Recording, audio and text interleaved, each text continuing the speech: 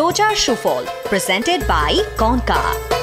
আসসালামু আলাইকুম ওরহমতুল্লাহি ওবারাকাতু। প্রিয় দর্শক শ্রোতা, মহান রবের দরবারে শুকরিয়া আদায় করছি, আল্লাহ তাআলা রোজার মতো একটি গুরুত্ব মাসের অষ্টম দিনে পৌঁছার আমাদেরকে সুযোগ করে দিয়েছেন, আলহামদুলিল্লাহ।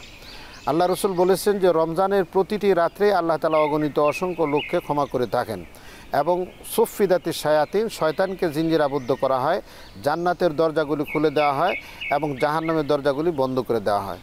শয়তানকে শৃঙ্খল আবদ্ধ করার অর্থ হচ্ছে এই যে শয়তান অন্য সময় যেভাবে মানুষকে গুমরা করত, রমজান মাসে তার দ্বারা এটা সম্ভব হয়নি। এবং জান্নাতের দরজাগুলি খুলে দেওয়ার অর্থ হচ্ছে এটি, রমজান মাসে যেভাবে নেক কাজ করে আল্লাহর সন্তুষ্টি অর্জন করে জান্নাতে যাওয়া যায়, অন্য সময় সেটা সুযোগ থাকে কম। জাহান্নামের দরজাগুলি যে বন্ধ করে দেওয়া হয়েছে, সেই জাহান্নামের দরজাগুলি বন্ধ করার অর্থ হচ্ছে এটি যে আসলে রমজান মাস সোয়াবের মাস, গুনাহ মাফের মাস, আল্লাহর সন্তুষ্টি অর্জন করার মাস।